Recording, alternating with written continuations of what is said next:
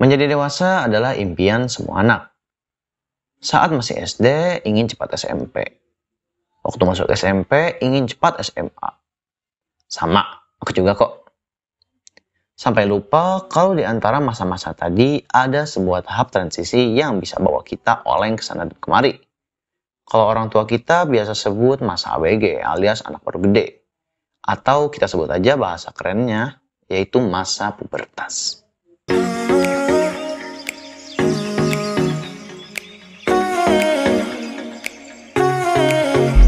Halo semuanya, kembali lagi dengan aku Sultan di catatan Syakir.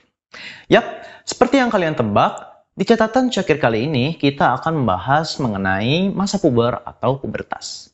Eits, bukan soal centil-centilan atau rasa suka sama lawan jenis yang mau aku bahas di sini. Tapi yang mau aku bahas di sini yaitu pubertas dan diabetes. Emang ada hubungannya? Cocokologi bukan nih? Ada dong, gak pakai rumus cocokologi karena tubuh kita kan udah satu kesatuan yang utuh. Gak kayak Lego yang terpisah-pisah.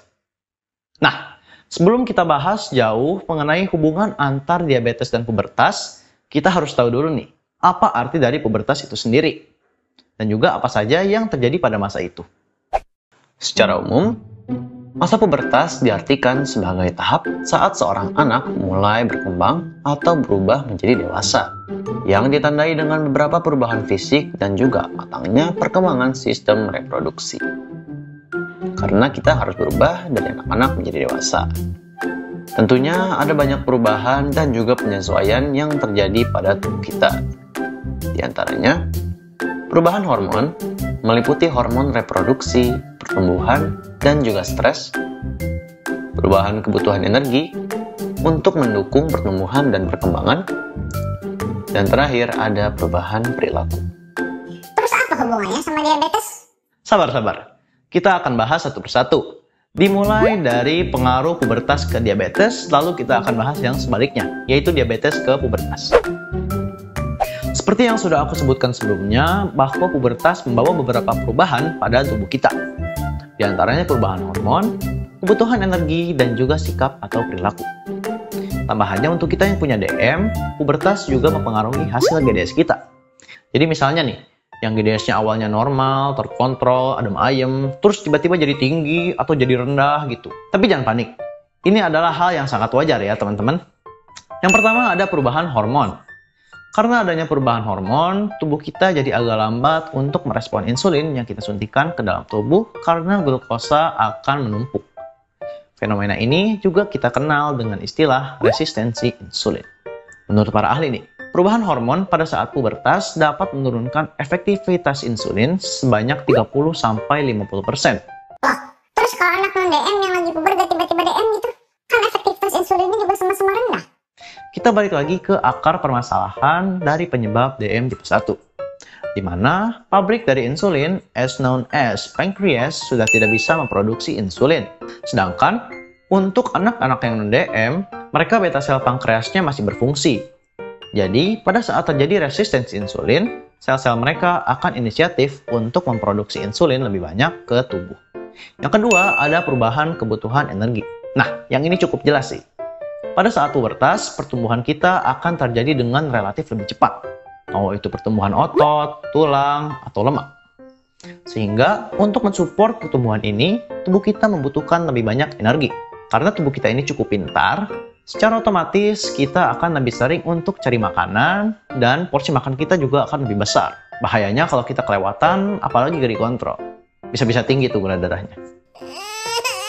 Dan yang ketiga, ada perubahan sikap atau perilaku. Saat pubertas, kita akan mulai muncul rasa, Aku gak mau diatur, aku gak mau gini, aku udah deket sama temen, jangan gini, jangan gitu. karena kita kan mau fit in bareng sama teman-teman beken lainnya, ya gak? Dan disinilah awal mula GDS kita mulai Dari mana? Dari malesnya menjalani treatment insulin dan juga meal plan. Belum lagi kalau kita sering hangout sama teman-teman tuh. Kan nggak ada CCTV, nggak ada yang mantau, ya gak? Jadi takut aja kebablasan kita di tengah-tengah sana. Nah, kalau aku dulu sih ya, memang pernah aku juga ngalamin fase dimana aku udah makan dengan teratur, olahraga udah gaspol, suntik insulin juga udah sesuai dengan kebutuhan, tapi hasil GDS-nya masih aja di angka 200 atau kadang-kadang suka sampai angka 300. stres dan bingung dah.